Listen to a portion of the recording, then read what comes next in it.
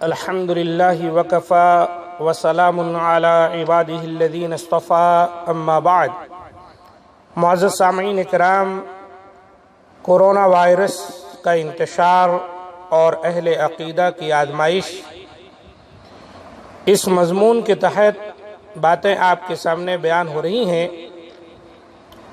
اور یہ مضمون لکھنے والے فضیلت الشیخ دکتور عبد الباری فتح اللہ مدنی حفظ اللہ ہیں، اور انہوں نے اس سلسلے میں جو باتیں بیان کی ہیں آگے آپ کی خدمت میں پیش کر رہا ہوں۔ شیخ فرماتے ہیں، دنیا کی تاریخ میں بے شمار وبائیں آئیں اور لاکھوں انسان اس کے شکار ہوئے،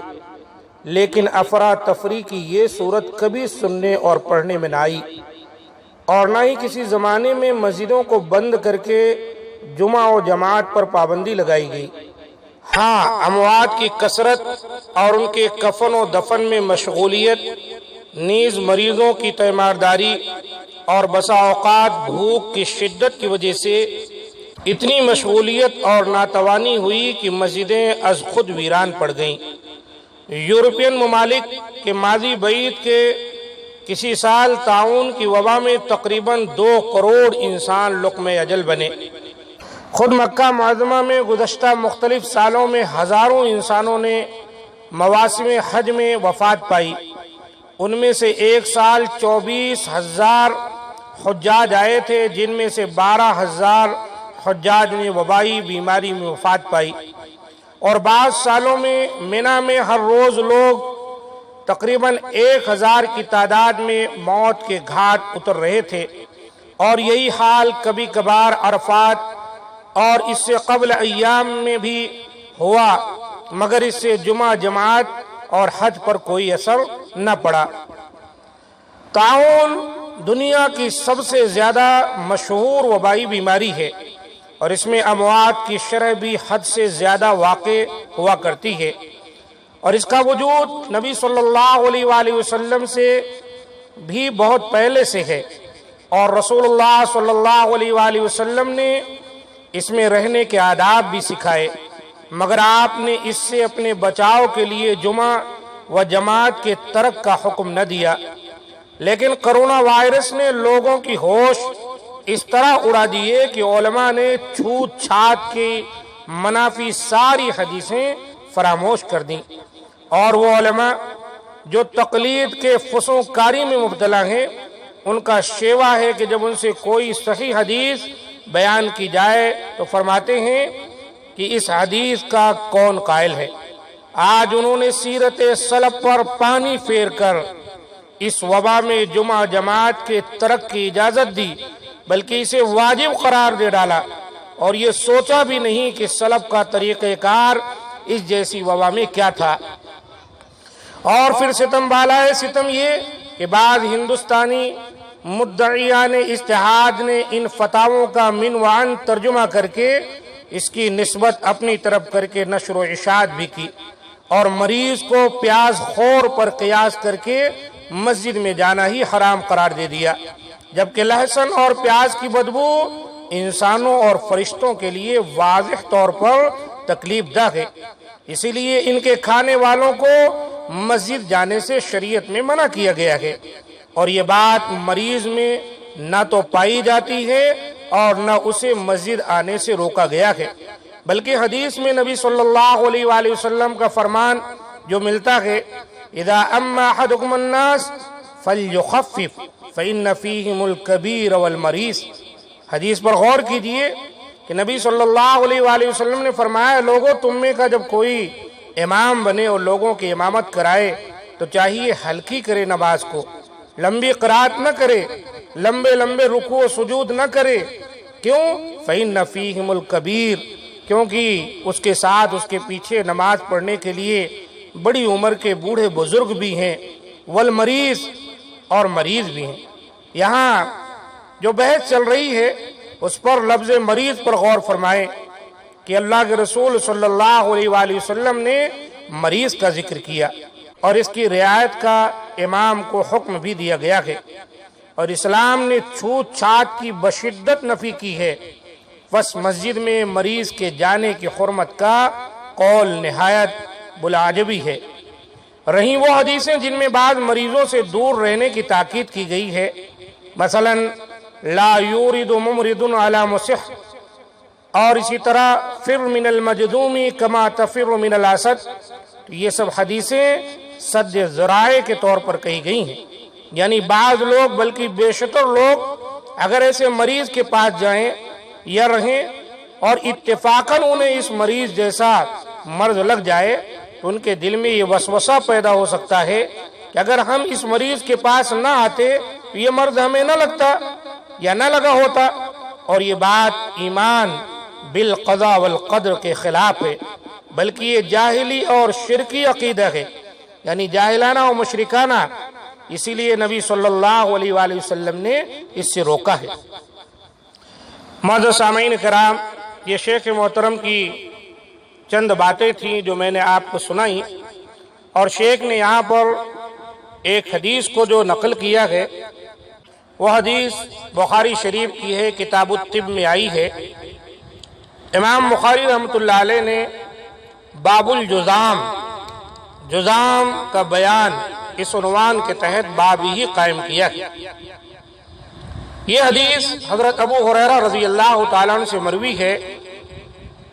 وہ کہتے ہیں قال رسول اللہ صلی اللہ علیہ وسلم لا عدوى ولا طیرہ ولا حامہ ولا سفر وفر من المجذوم کما تفر من الاسد، کہ نبی صلی اللہ علیہ وآلہ وسلم نے فرمایا چھوت لگنا، بدشگونی لینا، الو کا منحوس ہونا اور سفر کا جو مہینہ ہے اس کا منحوس ہونا، یہ سب لغو خیالات ہیں، البتہ جذامی شخص سے ایسا بھاگتا رہ جیسا کہ شیر سے بھاگتا ہے۔ یہ حدیث بخاری شریف کی 5707 ہے، اور اس حدیث کے اندر جو باتیں بیان کی گئی ہیں ان کو بھی سمجھنے میں بہت سے اہل علم کو غلطی لگ جاتی، بلکہ سمجھانے میں بھی غلطی لگ جاتی۔ مطلق طور پر اس حدیث کو بیان کر دیتے ہیں کہ فر من المجذوم کما تفر من الاسد، جذامی جو ایک طرح کی بیماری ہے، کوڑھ جیسی، برس جیسی، جس میں جسم کی جو چمڑیاں ہیں بلکہ گوشت تک جو ہے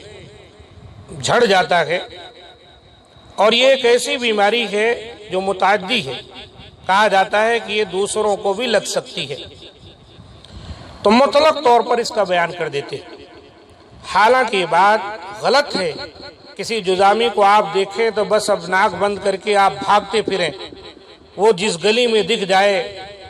اس گلی کو چھوڑ دیں، اس کو بیٹھنے نہ دیں، اس کے ساتھ خیر کا معاملہ نہ کریں، تو چھی چھی کرتے رہیں، ایسا حکم نہیں ملتا ہے۔ وہ بھی تو آخر انسان ہے،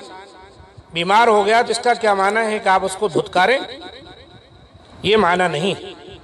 معنی کیا ہے؟ جذام ایک خراب مشہور بیماری ہے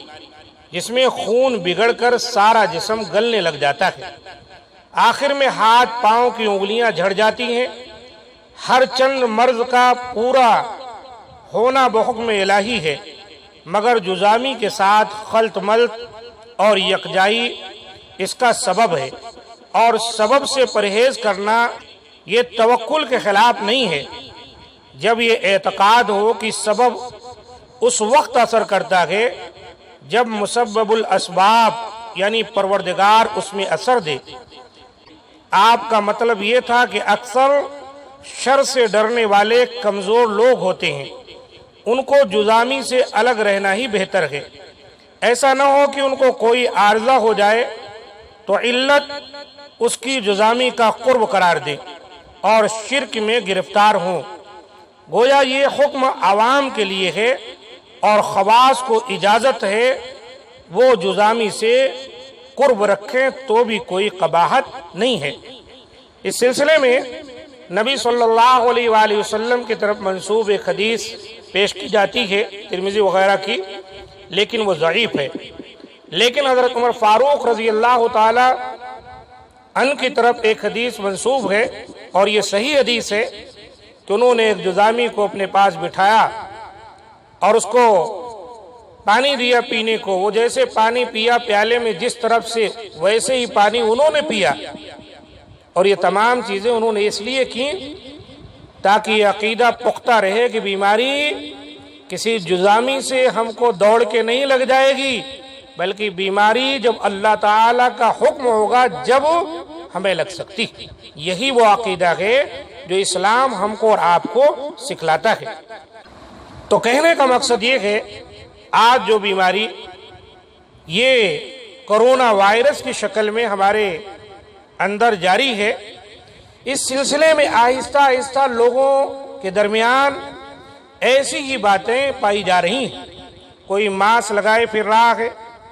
کوئی سینیٹائزر کر رہا ہے، اور اسی طریقے سے کوئی جو ہے پورا ہاتھ پاؤں باندھے ہوئے ہے،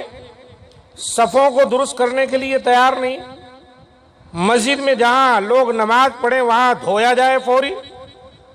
جس علاقے میں اگر کوئی ایک مریض مل جائے تو پورا وہ علاقہ ہی بند کر دیا جا رہا ہے۔ اس طرح کا خیال، ایسا عقیدہ، انا للہ و انا الیہ راجعون، یہ مشرکانہ عقیدہ ہے۔ ہم کو اور آپ کو چاہیے کہ اس سے پرہیز کریں، جہاں تک ہو سکے احتیاط آپ کرتے ہیں کریں، لیکن اس شرط کے ساتھ اس بیماری میں کوئی طاقت نہیں کہ ہمیں نقصان از خود پہنچا سکے۔ ہمارا بھروسہ اللہ کی ذات پر ہے، جس قدر احتیاط ممکن ہے اس قدر احتیاط کریں، لیکن چھوت اور چھات جیسی بری بیماری کو اپنے درمیان نہ اپجنے دیں۔ اللہ تعالیٰ سے دعا ہے کہ مولا کریم ہم تمام کی حفاظت فرمائے۔ ھذا ما عندی، السلام علیکم ورحمۃ اللہ وبرکاتہ۔